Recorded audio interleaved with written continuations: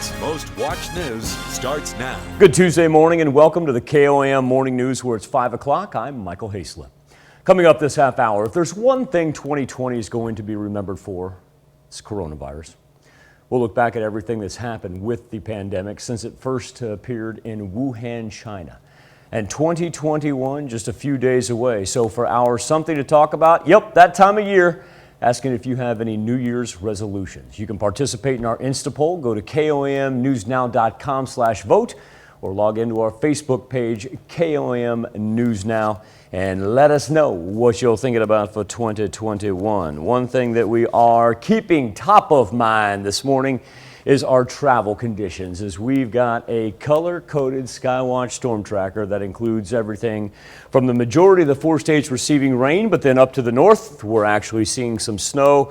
The pink, that's the important part, that's the freezing rain. And this has been developing for about the past 2 hours or so, and not seeing heavy rain as of yet. Really want to concentrate on the snow and the freezing rain, because that's going to give us slick spots for the morning commute right there. Hopefully we can warm up here pretty quickly. Winter weather advisory still for those 4 counties in the northwest quadrant of the 4 states all the way until 11 o'clock tonight.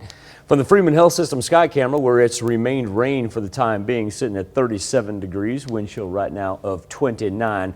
So even though we're seeing the little freezing rain and some snow flurries, are able to stay above 32. This is a very, very key factor for today, because as this continues to roll in from the southwest, it's going to have a determining factor on when we can flip all the way over to rain. This is good news right now as far as what our temperatures say. Wind chills when you step outside. I know not a whole lot of people have plans for kids going to school, so let them sleep in, let them stay warm right there as we're down into the high 20s. Now the rain sticks around all day, but look at this warming trend that we have. We're still headed toward 50 degrees, so this is very good. And that way we can flip it all over to rain. Now when we get to this afternoon, this is the same thing that we talked about yesterday. Instead of this thing continuing to track to the northeast, watch it begin to plummet back down. And that's when we get the heavy, heavy rain tonight into Wednesday morning. Still thinking about localized flooding being a problem because the rain persists, and a little snow tries to pop up on the very back end of it before it disperses through southwest Missouri. As far as what we're looking at in the national perspective, look at that big storm up by the Great Lakes. That's why they have the winter weather warnings and watches. We're just in an advisory, the lesser of the 3. Be able to stay at 51 here for the next couple of days. Then we get the cold front that works in. That's why we get some snow that appears from Wednesday and Thursday. And still looking at that wintry mix hanging around there for New Year's Day as well, as our overnight lows are below 32. All eyes are on the Senate now after the House of Representatives passed a bill more than tripling the amount of money in COVID relief that millions of Americans could soon receive. Deborah Alfarone has the latest from Capitol Hill. The bill is passed. The Democratic-led House passed a bill to increase stimulus checks to $2,000 for millions of eligible Americans. Now it's up to the Republican-led Senate to approve it or defy President Trump. The president held out on signing the COVID relief bill for 5 days out of concern that $600 check wasn't enough. Is $600 enough to get you by? That's gas money. That's gas money, that's about it. The Senate could vote on the new bill as soon as today, but those $2,000 stimulus checks would inflate the total COVID relief bill to more than $1 trillion. Many Senate Republicans have expressed concern about increasing spending. I am telling Donald Trump, don't just talk about it, act. These Senate Republicans have followed you through thick and thin. Get them now to act. While the fight over money continues, the fight against COVID-19 intensifies. According to the CDC, more than 11 million doses of the vaccine have been shipped out across the country, but just more than 2 million people have been vaccinated. In California, the outbreak is so bad, the U.S. military is sending dozens of doctors and nurses to help. And new startling statistics. COVID has killed 1 out of every 1,000 Americans. Experts say a crush of holiday travelers is prompting fears of yet another surge. I think we're now in a viral tsunami. With New Year's Eve days away, LA's mayor is urging people to stay home. Officials say Los Angeles County ICUs are completely full, and on average, up to 600 people are testing positive every hour. Deborah Alfarone, CBS News, Washington. Yesterday, 36 states began sending the first doses of the vaccine to long-term care facilities. With a second round of stimulus checks in the works, many people wondering how COVID relief funding is going to impact their taxes. And one of the biggest questions on people's minds, whether they have to pay any of that stimulus money back. Well, the short answer is no. That money, tax-free, is yours to keep, whether you normally get a refund back or not. However, a four-state CPA reminding people that unemployment benefits, those are taxable income. I've got one client that got like $31,000, nothing withheld. So people are going to be surprised how much their refund is either cut back or that they owe money, because when they declare that unemployment as income because of the extra amount the federal government put in, you know, that they're going to end up having to pay income taxes on that. We've got more tax tips in this article on our website at KOAMnewsnow.com. In a special meeting, the Joplin City Council voted to approve 2 ordinances on an emergency basis for a proposed development on 32nd Street. Project is called 32nd Street Place and is asking for the tax incremental fund to help pay for improvements to the area deemed necessary for the construction of the project. 32nd Street Place, a multi-phase project that, when complete, would include a Menards store, a movie theater, and 300 units of multifamily housing. Council also passed a number of other ordinances related to the TIF request. Those will move to a second and third reading. Authorities in Knoll, Missouri are investigating a fire at the African grocery store and the adjoining mosque. Crews called out to the fire around 7 a.m. yesterday. 3 people inside when it started, apparently in the back of the store, that then spread to the mosque. 1 person was injured and taken by helicopter to a hospital. The city's fire chief saying the fire is not suspicious. In the past, some of the Somalian community have made apartments in some of these buildings, and they overloaded the electrical system. I don't know if that's the case here, but 6 fire departments from McDonald and Benton counties responded to the fire. The Knoll fire also injured a firefighter in the process. It's 22-year-old Blake Barrett, a lieutenant with the fire department and also the fire chief's son. Now, according to Chief Barrett, a beam fell off the main part of the building and landed on Blake's head, smashing in his helmet. Blake suffered a compression fracture in his 5th, 7th, and 8th vertebrae and will be wearing a brace for the next 6 to 8 weeks. His family credits the helmet for saving his life. Jasper County Health Department's reported its 100th COVID-19 related death. Health Department says it's recorded 2 new COVID-19 deaths. The patients, both men, one in his 70s, the other in his 80s. Crawford County Health Department's reporting 3 more COVID-19 deaths. At last, Crawford County had reported 26, that number now rising to 29. Health Department did not release any information about those patients who died. Find ourselves around 5:08. Good time to take out the Skywatch storm tracker. We've got everything this morning. We've got the majority of the 4 states encompassed in rain. You see the pink? That's the important part. That is the freezing rain. And also, too, a little bit of snow there in the far northern sections. Now, the key factor is we've been able to stay above the freezing mark. And so that means not a whole lot sticking around until we can switch it all over to rain later this afternoon, all the way into Wednesday. We're going to turn our attention to freezing rain and slick spots to localized flooding here by the time we get to tomorrow. That's a look at this morning's top stories and weather in our first 7 minutes. Coming up on the KOAM Morning News, a look back at some of the biggest 2020 headlines brought about by the coronavirus pandemic and why health experts say you should take it easy when it comes to those New Year's resolutions. And red flag associated with vaccine fraud. You're watching the KOAM Morning News. More real news in the morning. We'll be right back. 2020 will forever be remembered as the year the world came to a halt, crippled by the coronavirus pandemic. Every day, life was upended, horrific death tolls, economies in shambles. But by the end of the year, there was some hope that better days are ahead. Camilla Bernal looks back at the impact COVID-19 had over the past year. On January 3rd, Dr. Anthony Fauci talked about one of the worst health seasons in decades for the flu. You had to dig deep in the headlines to notice a story about a new virus in China. 3 days later, the World Health Organization announcing a mysterious pneumonia. Less than 2 weeks after that, President Trump weighed in as the U.S. recorded its first known COVID-19 case in Washington state. We have it totally under control. Warnings increased. On January 30th, the WHO declared a global health emergency. The next day, the president declared a public health emergency on paper while downplaying coronavirus in person. Looks like by April, in theory, when it gets a little warmer, it miraculously goes away. I hope that's true. It did not. Schools and work went virtual. Weddings and get-togethers canceled. Grandparents unable to visit their grandchildren. Graduations, celebrations, and virtually all of life's moments meant to be shared were upended. Shoppers emptied shelves of toilet paper and hand sanitizer, while much of America labeled non-essential shut down.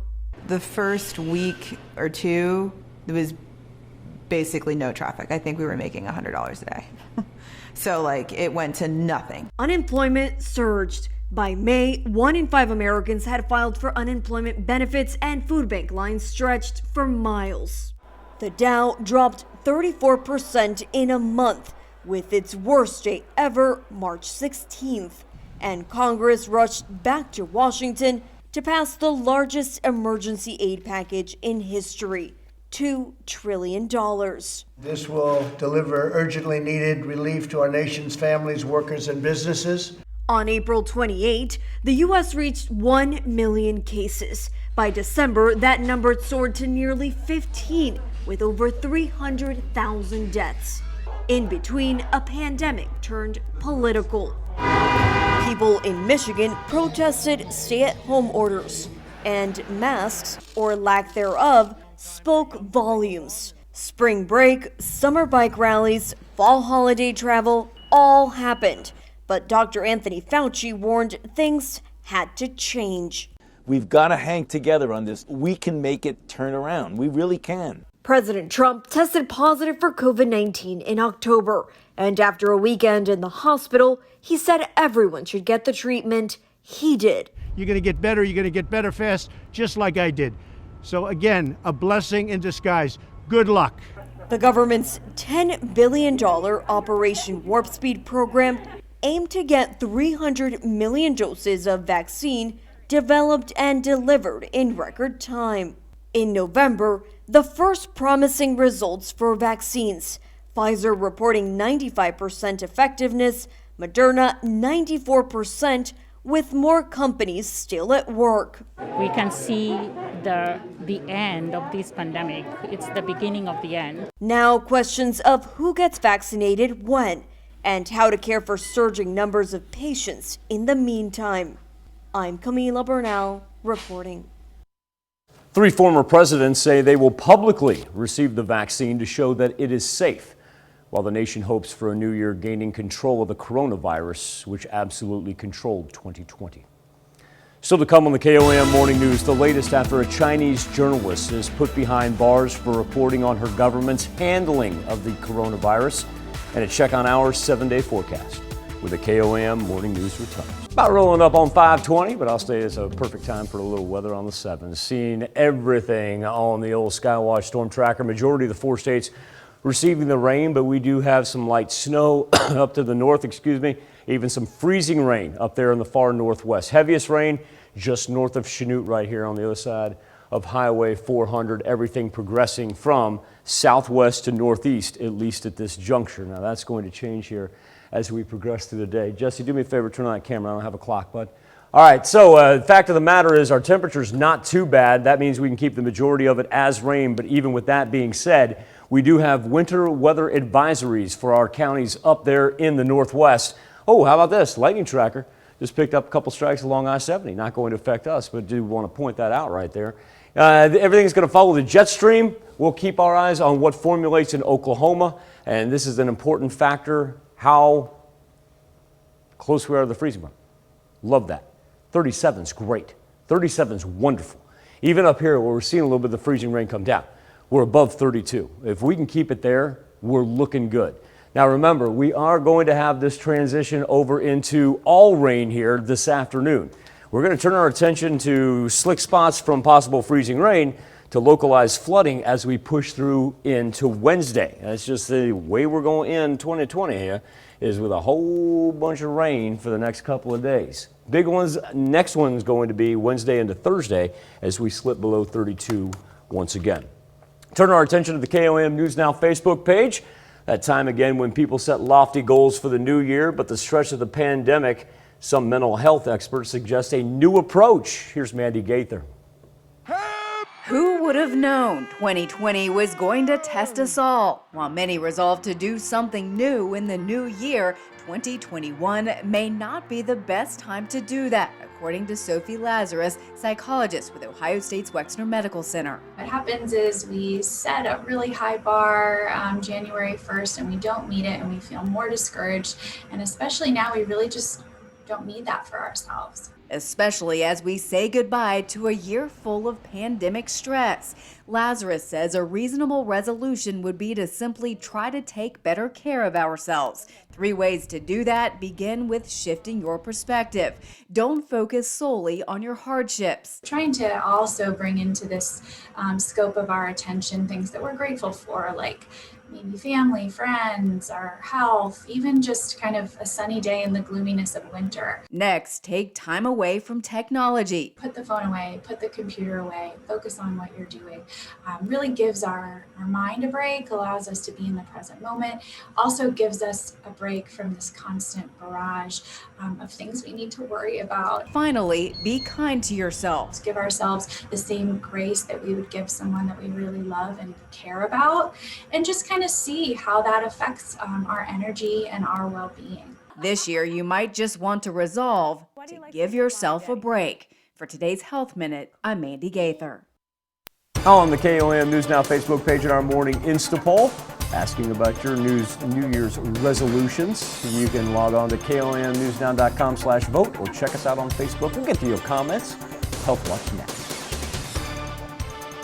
Topping Health Watch this morning as COVID-19 cases continue to climb. Eligible people across the country lining up for their chance to receive a coronavirus vaccine.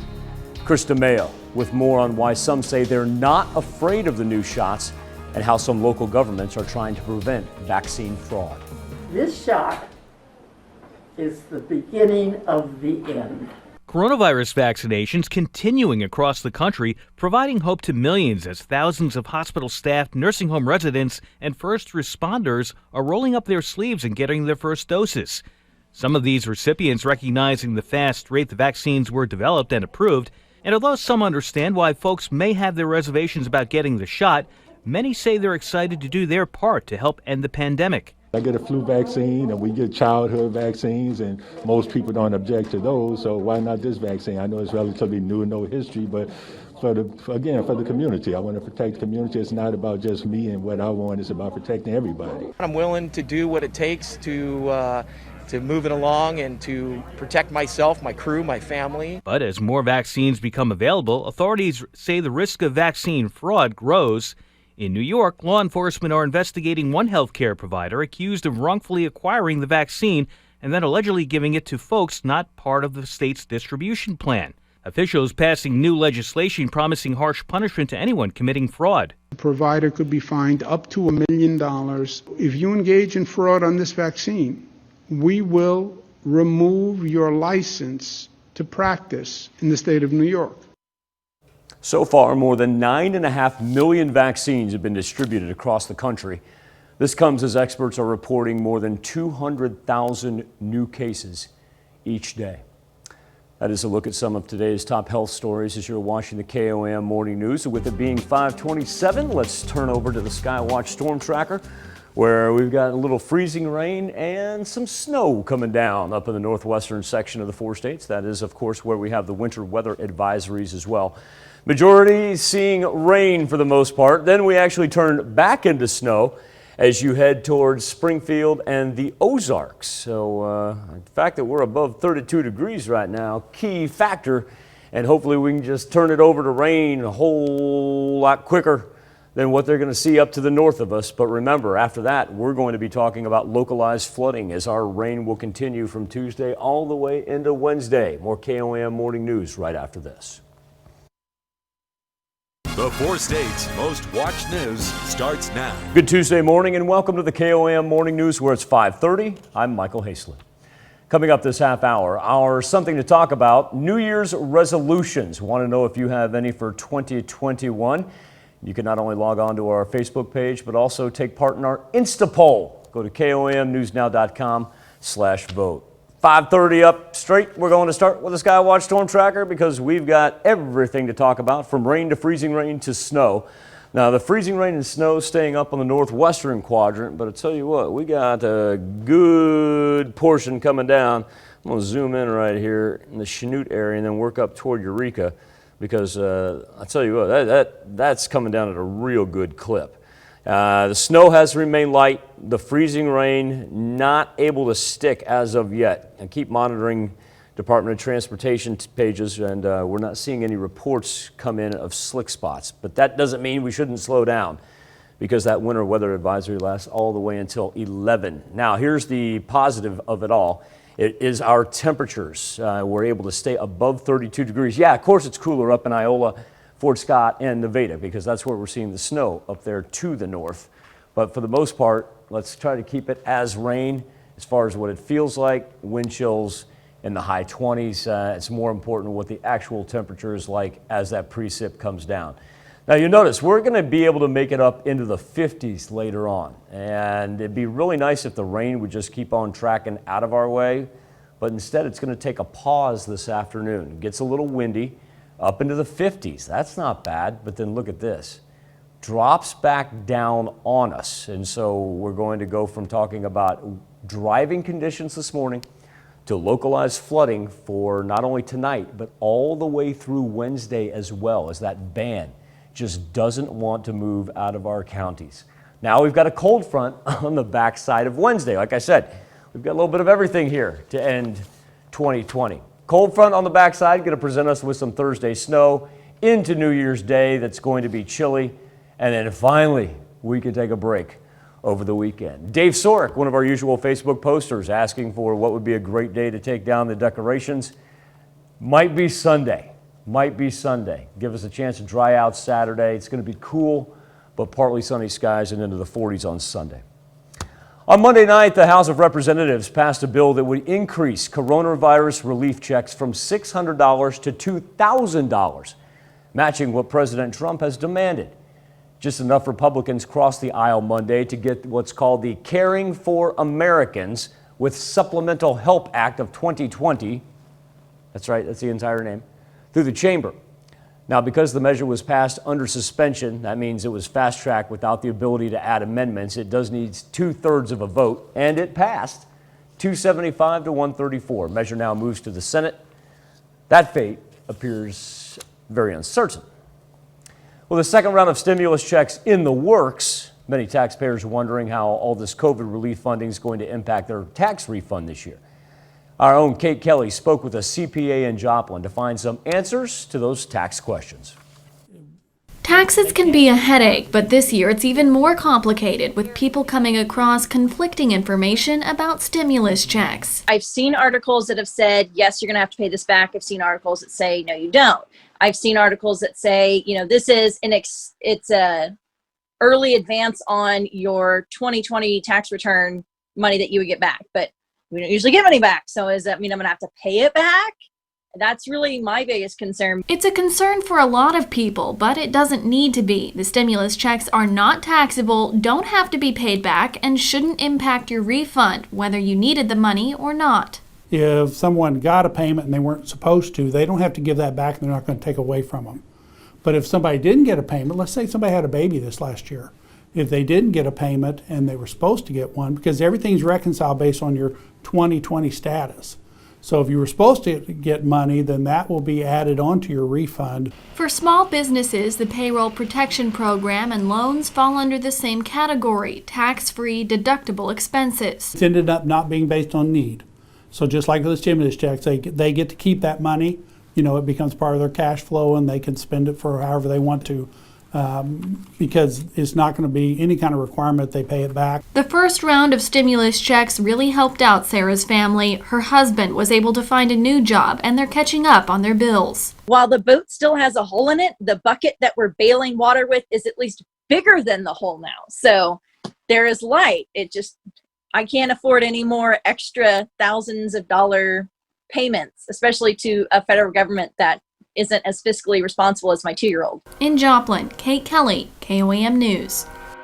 And one thing, a big thing to keep in mind, unemployment benefits are taxable income.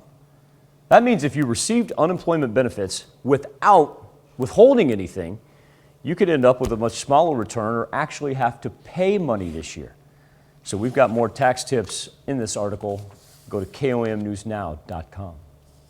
Kansas Senate going to have 2 new committees, including one focusing on ethics and government transparency issues.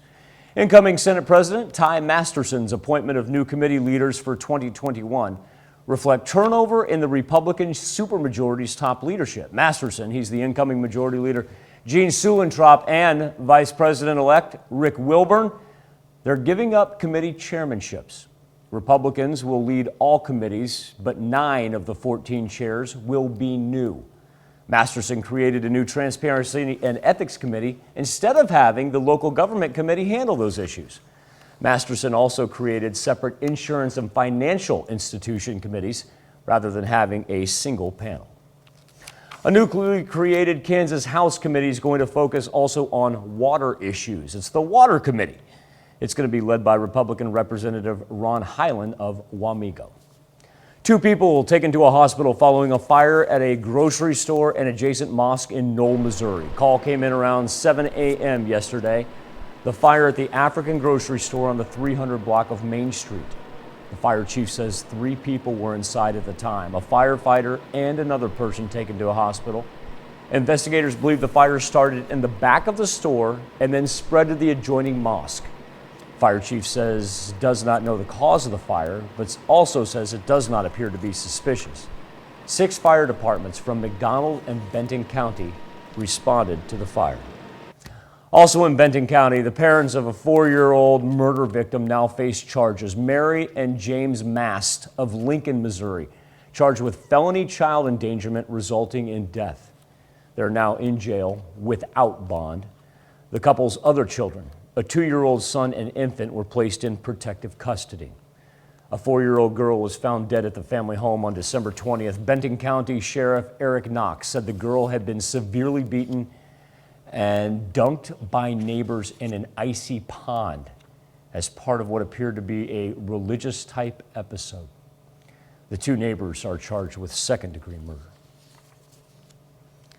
That's a look at our top news stories coming up this half hour on the KOAM Morning News. Despite it being a rough year, there were plenty of stories from 2020 that hopefully put a smile on your face. We'll look back at some of the moments that tried to keep spirits up and how the federal government hopes to beef up cybersecurity in the wake of Russian hacking.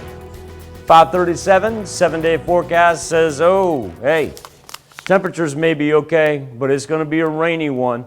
Still looking at a little dose of freezing rain and some snow up in the northwest. Mostly rain encompassing the 4 states for this morning. And after a break around noon, we'll talk about localized flooding for tonight into tomorrow. World Watch is next. Topping World Watch, the suspected Russian hack into a series of U.S. government agencies. It appears to be at top of mind for both the outgoing and incoming administrations. David Spunt has the latest from the Justice Department. It certainly appears to be the Russians. Just days after top U.S. officials blamed Russia for a cyber attack that affected the Departments of Commerce and Energy, Russia appears to remain unscathed. This attack constitutes a grave risk to our national security. We need to close the gap between where our capabilities are now and where they need to be. President-elect Joe Biden indicated today that the U.S. will not use a go-it-alone approach to the multiple foreign policy flashpoints ahead. The United Kingdom and other NATO allies are reportedly developing cyber weapons for protection. Experts expect Biden's cybersecurity team to focus heavily on the top 3 cyber threats: Russia, China, and Iran. Hopefully the next administration and the one after that will start to get a bit more specific as to what the United States policies will be. Cyber attacks on private companies ramped up significantly in the last decade, with more than 20 major incidents, according to a Fox News analysis. They include attacks on Capital One, Yahoo, Marriott International, Equifax, and eBay. Cyber attacks for national security purposes may be part of the United States arsenal.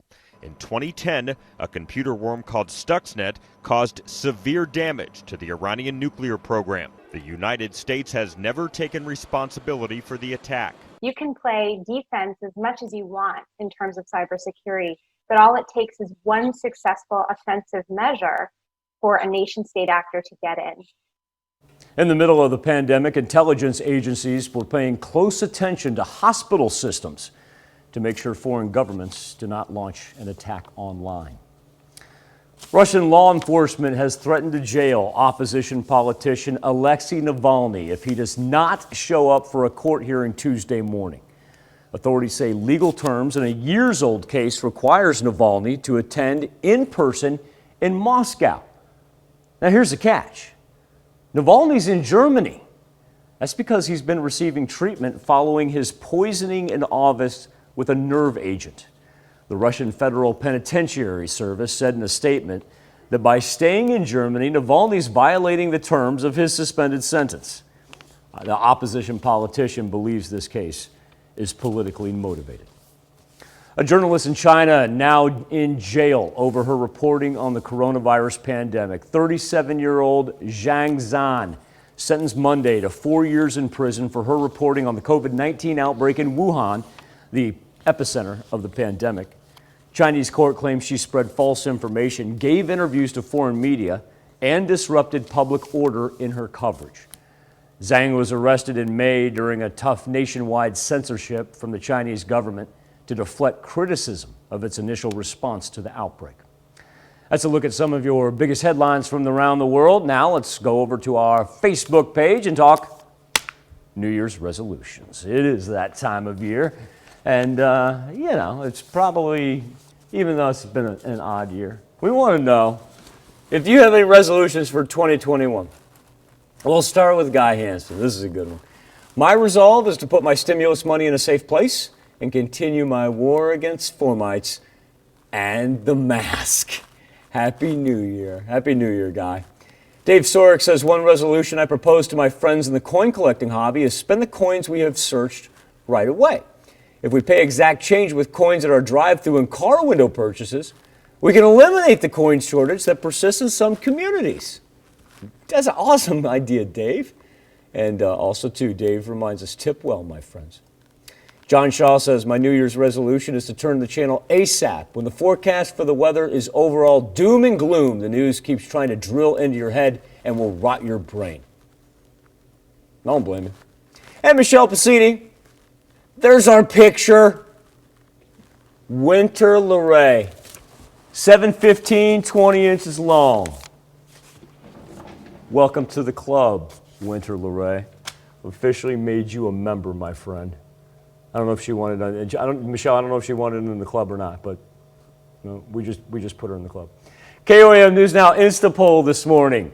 If you're making any New Year's resolution, let's just stop. Let's just stop the poll right now. Let's just take these results and bottle them, and we'll visit them next year. I got a feeling my producer, Caden Milner, is going to make me keep them open. Go to KOAMnewsnow.com/vote. Somebody just give me a snapshot of this, a screenshot. Be back right after this.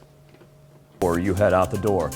Last night, the House passing a bill that would increase coronavirus relief checks from $600 to $2,000. Matching what President Trump has demanded. Just enough Republicans crossed the aisle yesterday to get the Caring for Americans with Supplemental Health Act of 2020 through the chamber. Measure now moves to the Senate. However, its fate still seems pretty uncertain. Jasper County Health Department reporting its 100th COVID-19 death. As it says, it's recorded 2 new COVID-19 deaths. The patients, both men, one in his 70s, the other in his 80s. Crawford County Health Department reporting 3 more COVID-19 deaths. So at last number, the county had 26, as that rises now to 29. The health department did not release any information about the patients who died.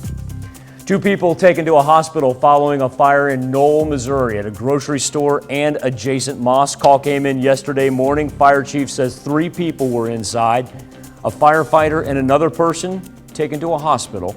Investigators believe the fire started in the back of the store. Fire chief says he does not believe the fire is suspicious.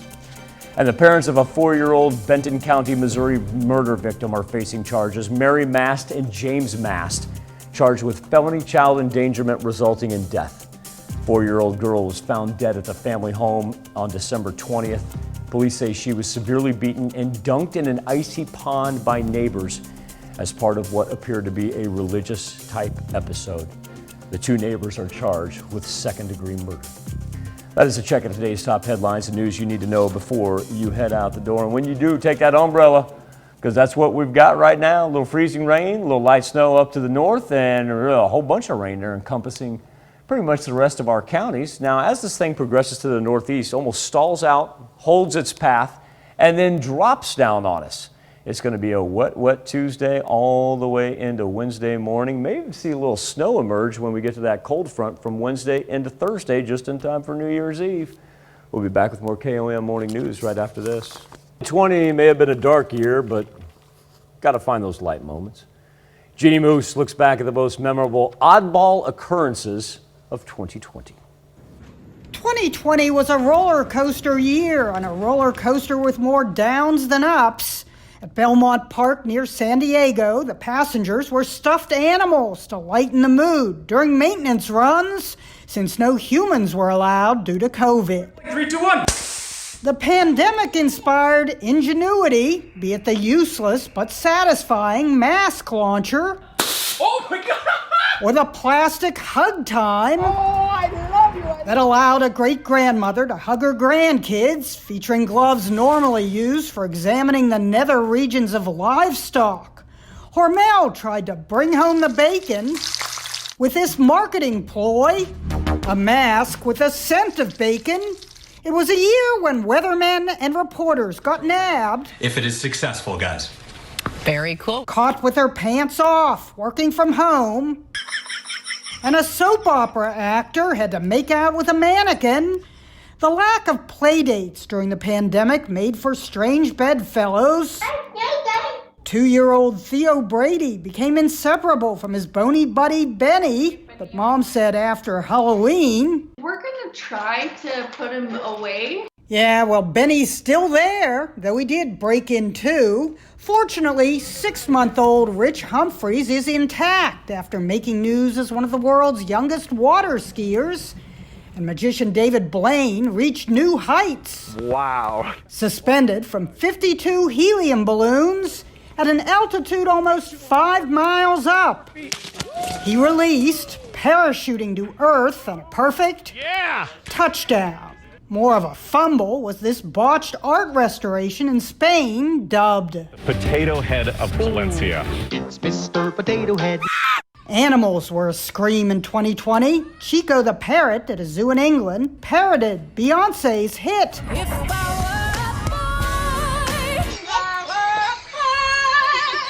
And if I were CNN's Joe Johns, I too may have tossed a step stool. After raccoons invaded the White House lawn, and despite traps, twice tried to join Joe for live shots, once even grabbing at his trouser leg. Frickin' raccoons, man. And there was the fly Insult. that invaded Vice President Pence's hair for 2 minutes during a debate. Pizza Groundhog hogged a slice in Philadelphia, while Pizza Rat Man entertained folks in New York. But what's more entertaining than a blooper? Name Popeye's favorite food. Chicken!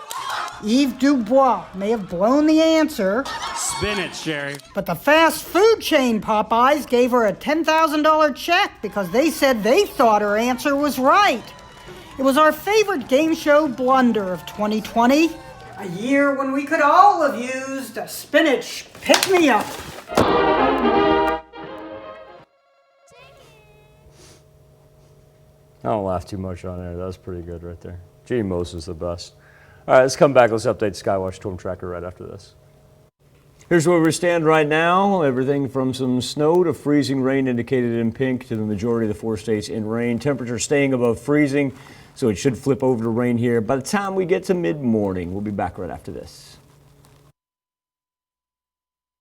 4 states most watched news starts now. Good Tuesday morning. Welcome to the KOAM Morning News. We're at 6 o'clock. I'm Michael Hayslip. Coming up this half hour, what you need to know about returning gifts. And as 2021 creeps closer, folks going to be making some New Year's resolutions. For our Something to Talk About, asking if you have any. And you can let us know via Facebook, or you can take part in our Insta poll. Go to komnewsnow.com/vote. We start with the Skywatch Storm Tracker because we've got a little bit of everything this morning, including snow in the far north. We've got some freezing rain behind on the south side of it, trying to creep into southwest Missouri there a little bit across the southeast Kansas state line, and then the majority of the 4 states stuck in what's going to be a rainy Tuesday. Winter weather advisories all the way until 11 a.m. for our far northwestern counties. And a look from the Freeman Health System sky camera with a key number 36. We like that. Stay above that 32 degree mark, we'll be a-okay. You know, even when we're seeing some of the light snow and freezing rain, we are sitting at 33, 34, but like I said, the quicker we can all get up to about 35, 36, the better this day is going to be. Don't go anywhere without the umbrella. Bundle up. Wind chill's sitting right now in the high 20s, but we're going to make it up into the 50s. It's going to be warmer than what it was yesterday. It's just going to be a whole lot wetter. After we get a little break around the noon hour, this thing's going to rebundle, and instead of progressing to the northeast, it's going to drop right down on us all through the nighttime into Wednesday and continue through Wednesday morning. Maybe even throw a little light snow in there as the temperatures drop with a cold front on Wednesday. Kind of lose our warm nose, as they call it. So that 51 you see on Wednesday, that's actually going to be early. And then we're going to drop down after that, and the range is going to keep on a-coming. Got a chance for some flood watches to pop up here by the time it's all said and done. On Monday night, House of Representatives passed a bill that would increase coronavirus relief checks from $600 to $2,000. That matches what President Trump has demanded. Just enough Republicans crossed the aisle to get the bill through the chamber because the measure was passed what's called under suspension. Now, that means it was fast-tracked without the ability to add amendments. What also needs a 2/3 vote, and it received that. Final vote, 275 to 134. Measure now moves to the Senate. However, its fate there is uncertain. With a second round of stimulus checks in the works, has many people wondering how COVID relief funding is going to impact their taxes. One of the biggest questions on taxpayers' minds, do you have to repay any of that stimulus money back in taxes? Well, the short answer is no. Money's tax-free, it's yours to keep, regardless of whether you normally get back a refund or not. Small businesses are getting the same breaks with the Paycheck Protection Program, loans, and tax credits. We're going to be dealing with a lot of this stuff as we go into tax season and having to reconcile this, because we'll be asking a lot of people, did you get your stimulus check? Did you get your PPP loan? Did you get any of these credits? Because there's a lot of things that people have missed out on just because they just didn't know it was out there. Now, one thing you should budget for, unemployment benefits. That's taxable income. That means if you received unemployment benefits without any withholdings, you could end up with either a much smaller return or actually have to pay in this year. We've got more tax tips in this article on our website at komnewsnow.com. In a special meeting, the Joplin City Council last night voted to approve 2 ordinances on a proposed development off of 32nd Street. Project's called 32nd Street Place and is asking for the TIF to help fund improvements in an area deemed necessary for construction of this project. 32nd Street Place is a multi-phase project that, when complete, would include a Menards store, a movie theater, and 300 units of multi-family housing. I'm excited. This is a big win. Joplin deserves nice things, and this is a nice thing for the community, and I think it'll be a benefit for everybody in the region. Also passed a number of other ordinances related to the TIF requests. Those move now to a second and third reading. Authorities in Knoll, Missouri are investigating a fire at a mosque and an African grocery store. Crews were called out to the fire around 7 yesterday morning. There were 3 people inside when it started. 1 person was injured and flown to a hospital. The city's fire chief says the fire is not suspicious.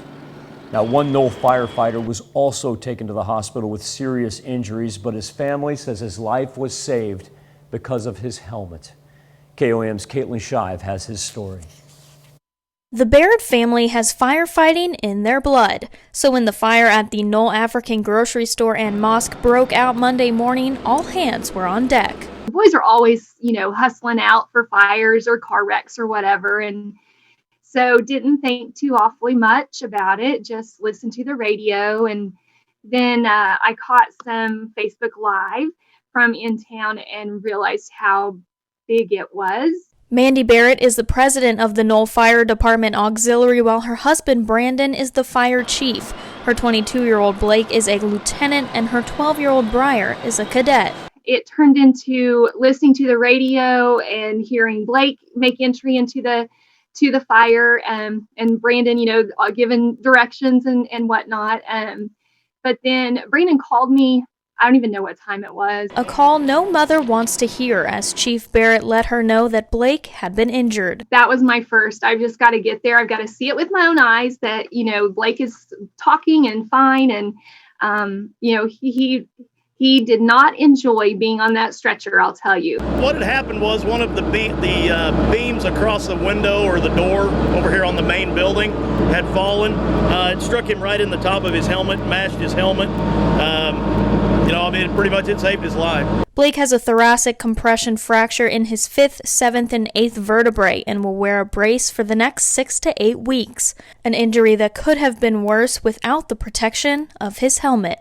Even car wrecks or, any type of medical response, you're going to see them in their gear. And I'm thankful, it could have ended very, very badly had he not been protected the way he was.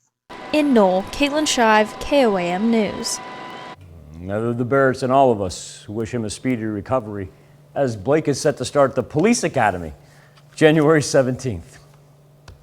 5 people died on Missouri roads during the holiday weekend with wrong-way Christmas Day accidents blamed in 3 of those deaths.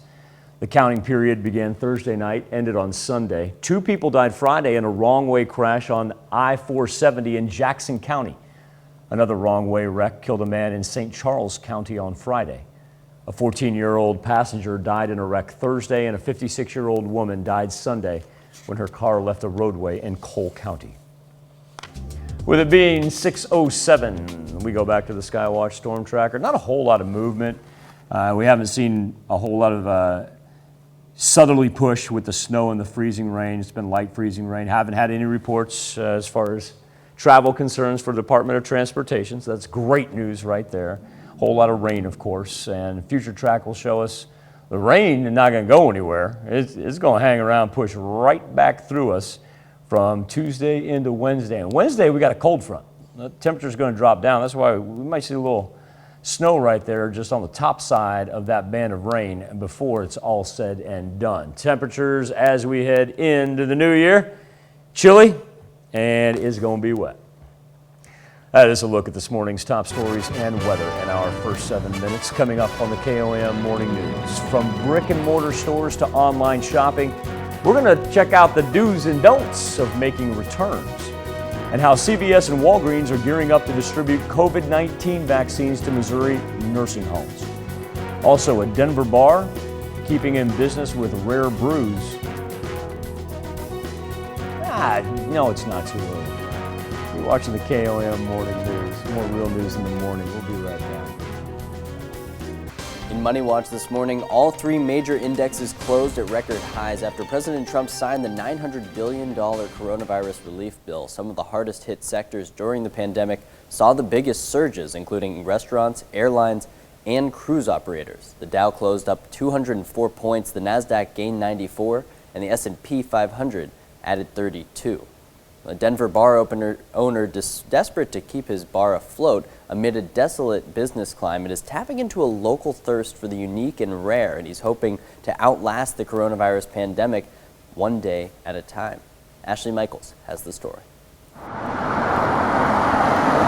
It is really unbelievably quiet.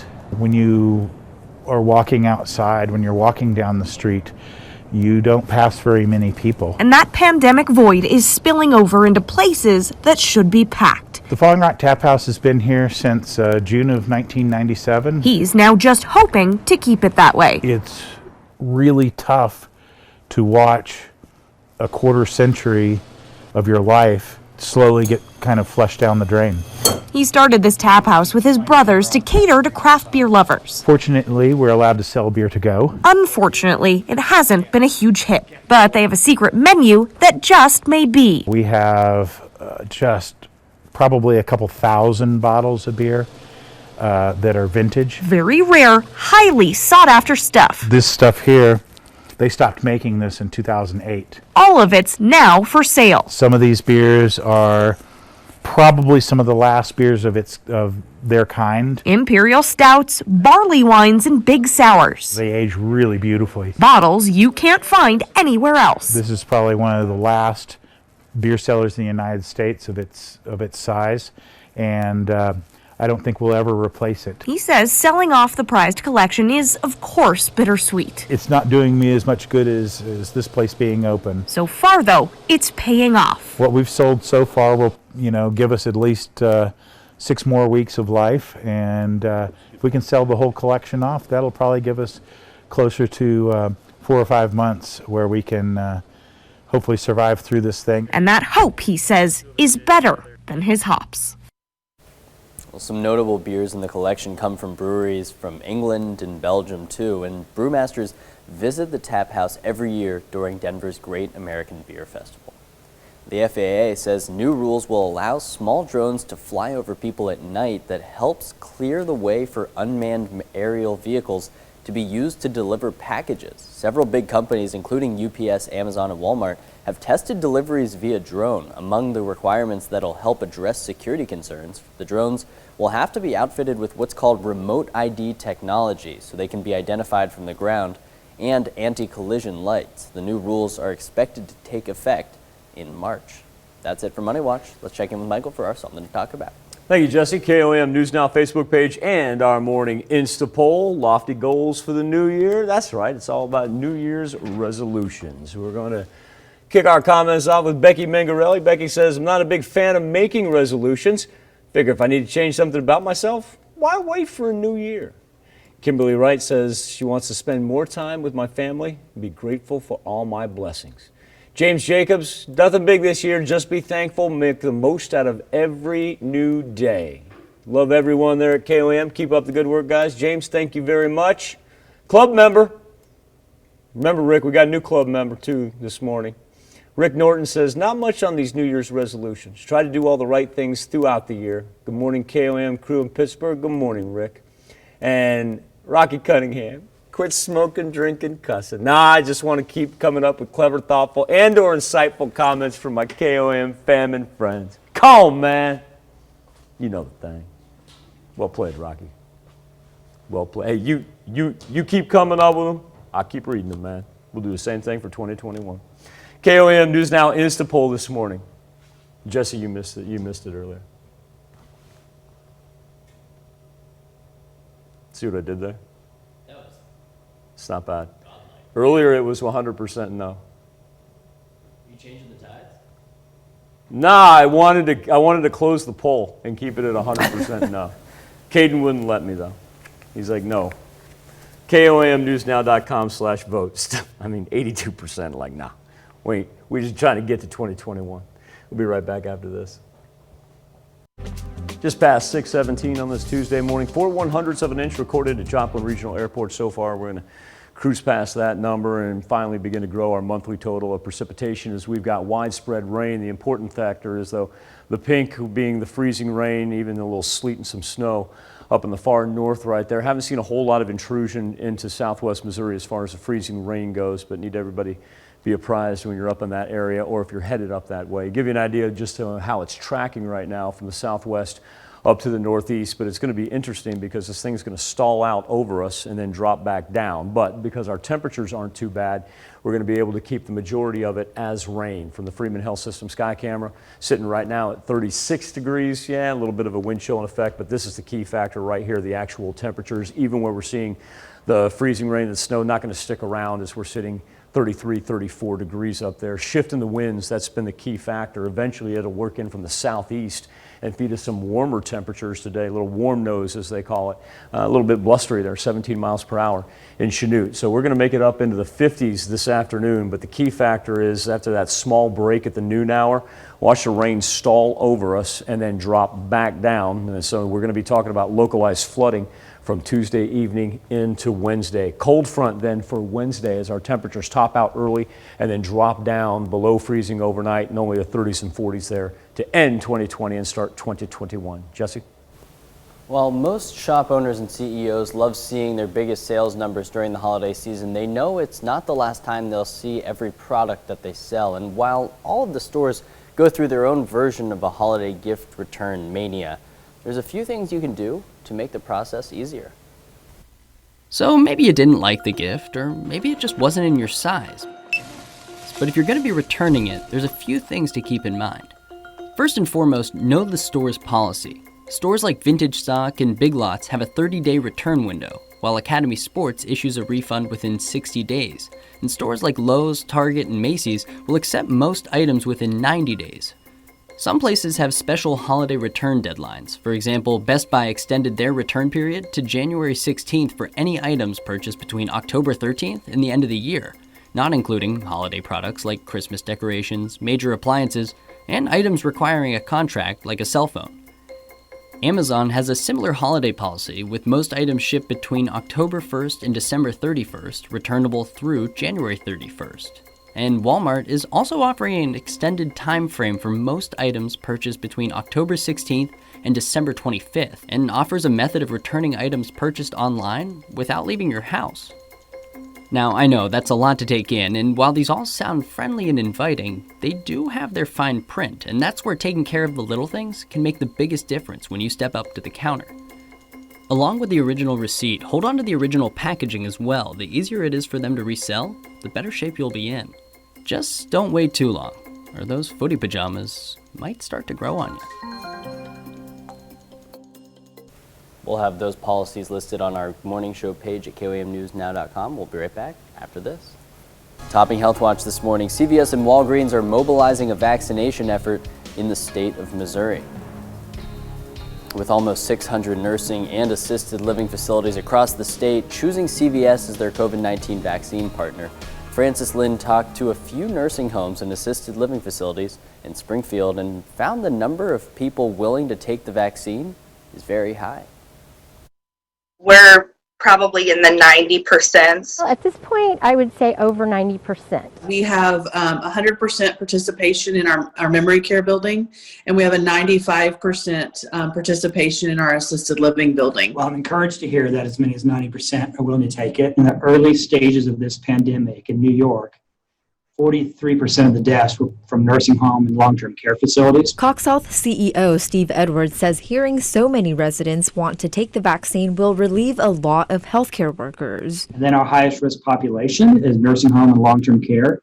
And if they represent 30% of the deaths, that means 30% of the most intense cases we're dealing with come from nursing homes and long-term care facilities. So that will ease some pressure on the healthcare system. Our residents are just so ready to do something so that they can actually be with their family members. Their whole lives are going to go back to what they consider normal, which is just like the pot of gold at the end of the rainbow. We will just have Walgreens come in and just set up just like a normal flu clinic or something like that. And we'll make sure everybody's socially distanced, of course, and be able to take those vaccines. Joy Assisted Living and Lakewood Senior Living will be partnering with Walgreens. They just keep asking, do we have our date yet?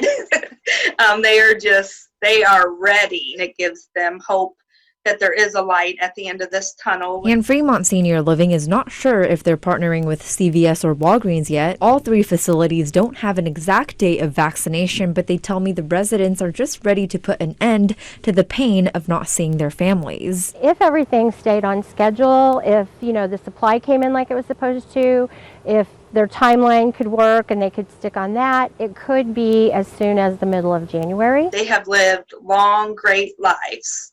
And if this vaccine can give them just a little more time to experience whatever the new normal is, it will be great for them.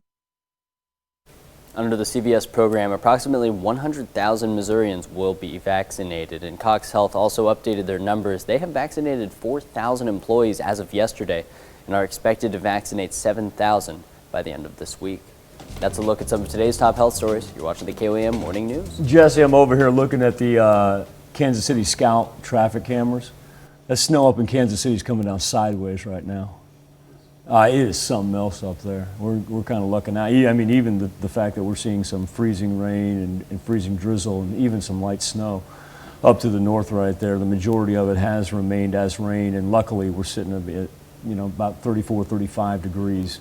So we haven't had many travel concerns for us. Slow down on those bridges and overpasses. Be very careful if you're headed up north. Remember, about mid-morning we get a break, and then we're going to flip back over to rain. It's just going to continue all day long.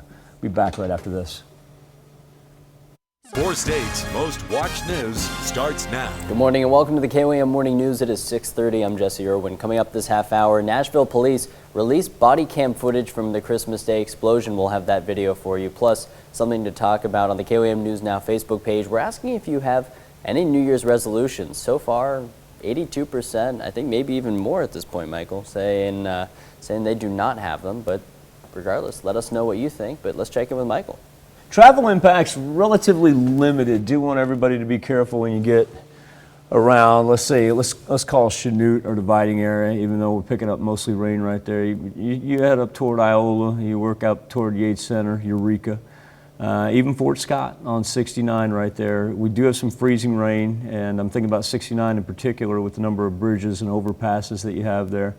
Slow down if you are headed north, whether it be on 69 or 49. Know that you're going to run into straight snow by the time you get out of our highlighted counties and into Kansas City. They got a little mess on their hands up there.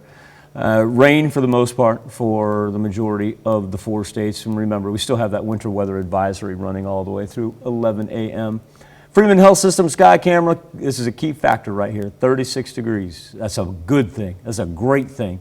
Even when we're seeing a little of the freezing rain, say Iola, for instance, sitting at 32. So right there, Fort Scott's at 34. This means that as we can get past sunrise here, we will begin to see it all flip over to straight rain. And that's what we want if you have to be out on the road. Now bundle up, umbrella and heavy coat as our wind chills right now, sitting mid to high 20s.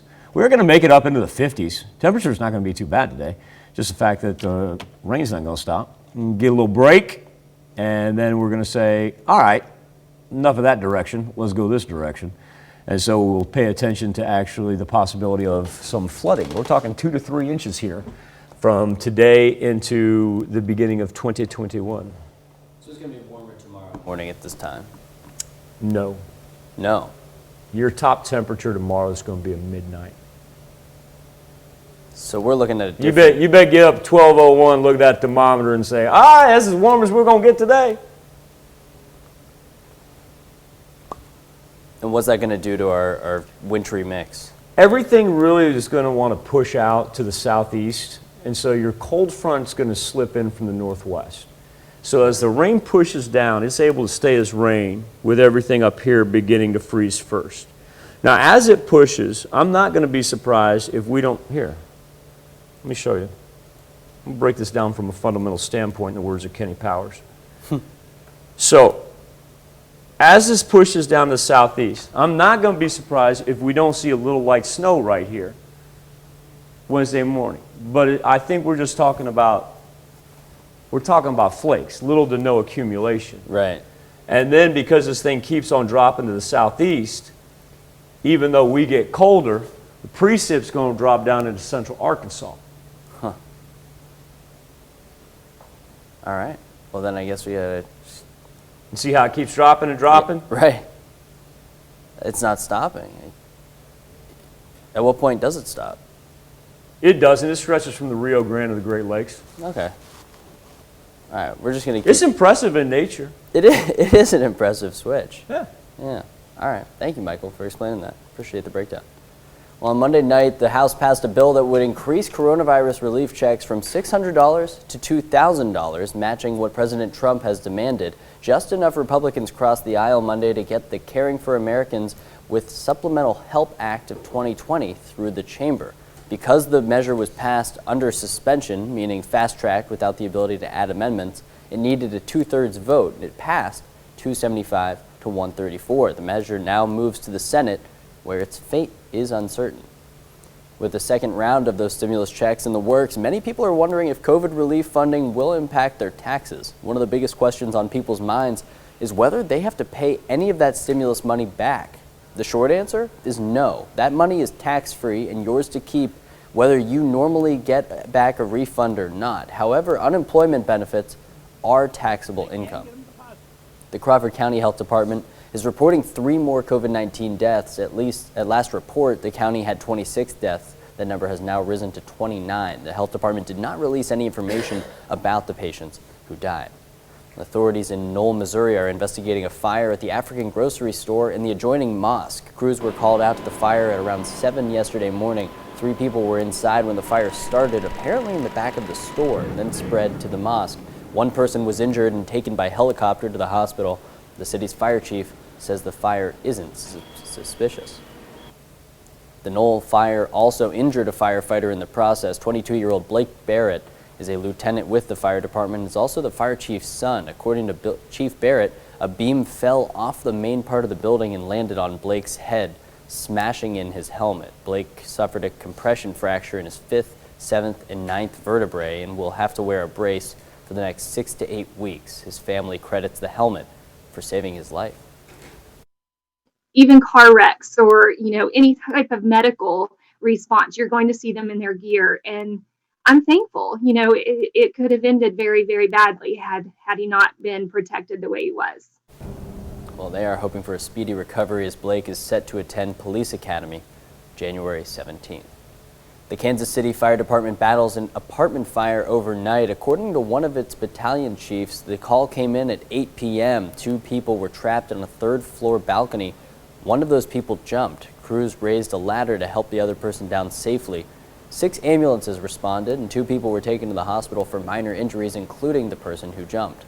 The parents of a 4-year-old Benton County, Missouri murder victim now face child endangerment charges. Police say the girl died after being severely beaten and dunked in an icy pond by neighbors as part of a, quote, religious-type episode. Bailey Stroll has the latest from Benton County.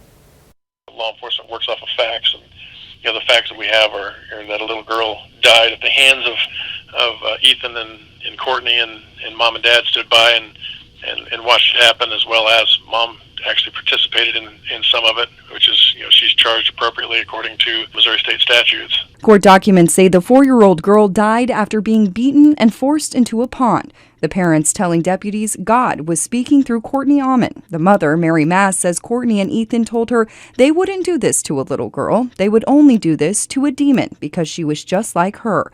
And this has been a huge God thing they've convinced us of. Court documents say the beatings by Courtney and Ethan had gone on for 2 or 3 weeks, and Courtney knew the code to enter their home. Sheriff Knox says Mary Mast has also been charged with domestic assault, her husband telling deputies she was forced to beat their 2-year-old daughter while Courtney took a video of it, claiming they told them they would use the video to pin the violence on Mary. The Benton County Sheriff's Office shared in a Facebook post these actions are not condoned by the family's church, and so far the investigation indicates this is not the actions of a cult. Fortunately, this family fell through the cracks because they're not school age, and I don't know if they were taking the kids to church or taking them out, but nobody would allow that to go on if they were to see the wounds on these children.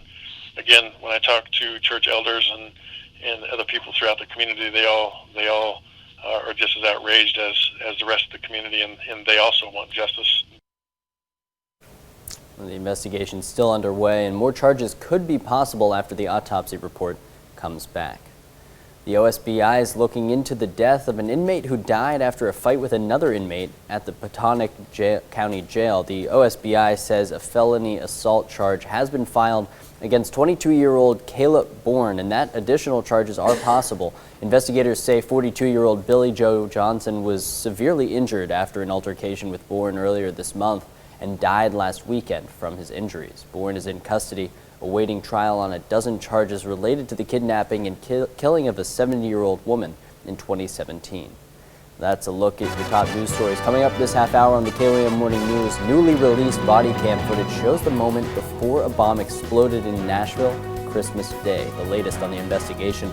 Plus, do you have any New Year's resolutions for 2021? Some people do, some people don't. We let you weigh in for something to talk about. But first, it is 6:37. Just slow down out there, take it easy, and we'll be all right, because this is going to turn over into all rain here.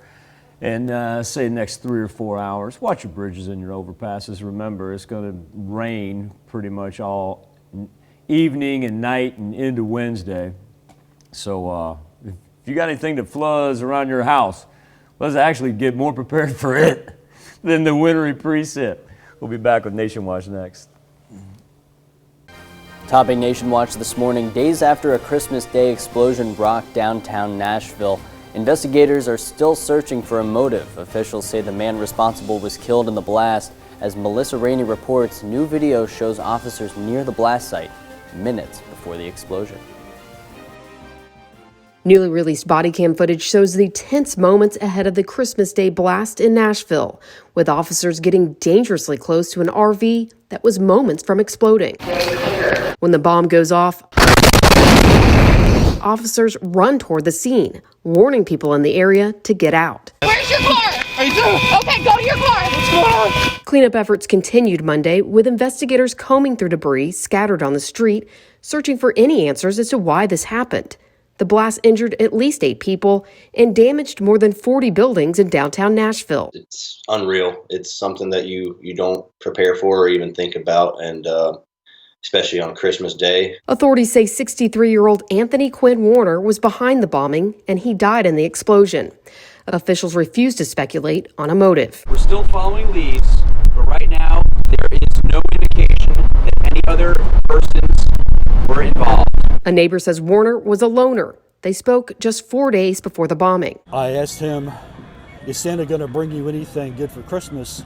And he smiled, and he said, oh yeah, I'm going to be famous. Nashville and the world will never forget me. The neighbor says he thought Warner was referring to something good happening. I'm Melissa Rainey reporting. Among the buildings damaged in downtown Nashville, an AT&T transmission facility that provides wireless service to much of the region. Authorities won't say if that building was a specific target. Well, that's a look at today's top national stories. Let's check in with Michael, see what everybody's talking about. Hey, Jesse, KOAM News Now Facebook page and our morning Insta poll. It is about New Year's resolutions, asking if you plan on any for 2021. We'll pick back up with Mary Dugan. And Mary says, not much into resolutions, just trying to stay healthy. Philip Aaron, stay at home as much as possible until I can get vaccinated. Enjoy the outdoors as much as possible. Lynn Riggs, look at this. Club member. I'm putting the baby in there. Baby just became a member of the club. Lynn, keep us updated. That's awesome right there. That's great. Sherry goes with a little Calvin and Hobbes. Love it. As far as I'm concerned, I'm perfect the way I am. That's awesome. And I don't know if he goes by his first or last name. I'll go with first name, Bass. He says, after 48 years, I'm giving up cigarettes, striving to be a better husband and to not die in 2021. Good morning, Glenda. Good morning, Glenda. From all of us here at KOAM. I'd love to meet Glenda someday. KOAM Insta poll this morning. This is frustrating, Jesse. This is frustrating. Because at one point in time, we had the first time we'd ever popped up an Insta poll, and it was 100% earlier. And I showed up. Right. And it was 100% no. And then Jesse showed up, put everybody in the mood. Everybody's like, oh, I would guess I better make a resolution. He's a good dude. He's an excellent family dude. Like, everybody looks at you and they're like, I bring people hope, is what you're getting at. You are. Yeah. You're a hope trafficker. What can I? You're a hope trafficker of 2021, Irwin. I don't have a response to that. Now I got 21% chiming in saying yes. I think it's going up. Unreal. Log in, let us know. KOAMnewsnow.com/vote. All I know is because of this dude, I can never get back to 100%. Birthdays and anniversaries. We take this time to honor today's four-state hero, Bernard Moore, Sr. served in the U.S. Army and U.S. Air Force from 1943 to 1947. A native of Frontenac, Kansas, Moore fought in World War II. We are proud to thank Corporal Bernard Moore, a four-state hero. I want to start off today with KJ, right there. Kendall Jefferson, the big number 4. Kendall, I want you to have a great birthday, kiddo. She's celebrating in Pittsburgh. That's a great photo. That is great. A killer smile right there. Yeah. Well, also turning 4 years old in Mountain Valley is Rhett Jacob Thompson. Another stellar photo. Rhett, loving that, man. It's like Rhett's trying to hide the smile, but he can't, you know? He's like, I don't want to bust it out full way. I love that. That's great. Happy birthday, buddy. It's too good. From KJ to TJ. Yeah. Look at Taylor Johnston right there. Yeah, you're not spoiled, are you, kiddo? I can tell. Happy 6 to Big Taylor in Oswego. And that dude on the right, how great is this? This is Dad's birthday, too. You know what's great? He's got a hat. It's like the umbrella to cover, too. He does. Well, like I said, she's not spoiled or anything. Now, how great is this? And I guarantee you one thing. I'm gonna say this for Nick real fast. As a dad myself, Nick, I know that today is more special because of Taylor than it is because of you. But I want to wish you, Nick, a very happy birthday. Well, it is Bella Weaver's birthday too. In Coffeyville, turning 11 years old. Oh my goodness, Bella Weaver hitting the double ones. Enjoy your Tuesday, Bella. I like the headband matching the dress. That's the way to do it. Because I got no fashion sense. Like I think that's pretty cool. That's why I match my hat. I just try to be like Bella. That's why I call you every morning and be like, what tie should I wear? Casey Dietz, 14th birthday. 14th birthday and home field advantage for your Kansas City Chiefs, Casey Dietz. Been a nice little football run for you there, my friend. Casey celebrating in Columbus. Clyde and Ginny Stalling, 43 years of this beautiful, beautiful couple. I don't know what number we called them previously. What we I think we might have. We were so excited about it that we announced. I think we had said I don't even remember what. It's been 43 years. I think we had said it was 40 years. I hope I didn't shortchange you, Stallings. I apologize. I'm actually going through an old list right now, see if I can find it. Yeah, we'll let Michael take the blame for that. But yeah, no, I always fall on the sword. But happy anniversary, you two. I hope you enjoy today, tomorrow, every day. We said 40? Yeah, I believe we said so. 40. Yeah. No, we cheated them I cheated them 3 years. Clyde and Jenny, that's on me. That is solely on me. I apologize for that. I would never shortchange you. And it's a great picture. That's a great picture right there. Speaking of pictures, that's where you can send them into, KOAMnewsnow.com/birthdays, or you can go online, or you can email them, birthdays@KOAMtv.com. Remember, that's birthdays with an S. Now, here's Jesse Irwin with a very important birthday announcement. Well, you can be part of the KOAM Birthday Club. Just go to our website and sign up. You can get special deals from local businesses, and we'll do our best to not shortchange you if it's your anniversary or your birthday, we promise. That actually rarely happens. So join KOAMnewsnow.com. Sign up for the KOAM Birthday Club today. Media out on their commie lefty BS every day. Fridays are coming, Merle. Vicki Eldred says, I haven't made a New Year's resolution in years. Got tired of not being able to keep most of them. I just try to be a better person than I was the year before. Have a great day. And Vicki, you have a great day as well. Alicia Sherman Parrish, not ever had a resolution, but wanted to be a very giving, caring friend and support our church and God. Happy New Year to all, and Happy New Year to you, Alicia. Kenny Kimmel, club member. I might try to stay awake until midnight, but probably not. I plan to work on my resolve and patience and a 24/7 sole caregiver of my life. God bless you, Kenny. Elizabeth Speck, take better care of myself. Frances McGee, no resolutions. She's got her fur babies to take care of. And I love this. Amber Ames, this is how I wanted to dismount our Facebook page. Amber's got resolutions, and these are serious. Graduate college, get accepted into grad school, get back into running, hoping to hit 365 miles in 2021. Now, hey, number 3, I get it, Amber. You put those goals ahead of you, I almost said kiddo. Just, I guarantee I'm older than Amber, but you know what I'm saying. I feel like this is a mentor moment. I'm like, Amber, you put those goals ahead of you, man. You go conquer 2021. That makes me feel good right there. You know, there's a lot of people who are saying that 2021 and the post-pandemic, whenever that is going to feel like a second life. I feel like Amber's approaching it the right way. Yeah, that's throwing down. Yeah. That's like writing your goals out and being like, this is what I'm getting accomplished. That's pretty cool. That's the way to do it. Well, This from the dude who's never made a resolution in his life. This coming from the dude. Amber, do as I say, not as I do. I love this. All right, here's a check of today's top headlines, the news you need to know before you head out the door and accomplish those resolutions. Last night, the House passed a bill that would increase coronavirus relief checks from $600 to $2,000, matching what President Trump has demanded. Just enough Republicans crossed the aisle Monday to get the Caring for Americans with Supplemental Help Act of 2020 through the chamber. The measure now moves to the Senate, where its fate is uncertain. The Jasper County Health Department has reported its 100th COVID-19 death. The health department says it's recorded 2 new COVID-19 deaths. The patients were both men, one in his 70s, the other in his 80s. The Crawford County Health Department is reporting 3 more COVID-19 deaths. At last report, the county had 26 deaths. That number has now risen to 29. The health department did not release any information about the patients who died. 2 people have been taken to the hospital following a fire at a Knoll, Missouri grocery store and adjacent mosque. The call came in around 7 yesterday morning about a fire at the African grocery store on the 300 block of Main Street. The fire chief says 3 people were inside at the time. A firefighter and another person were taken to the hospital. Investigators believe the fire started in the back of the store, then spread to the adjoining mosque. The fire chief says they do not know the cause of the fire, but says that it does not appear to be suspicious.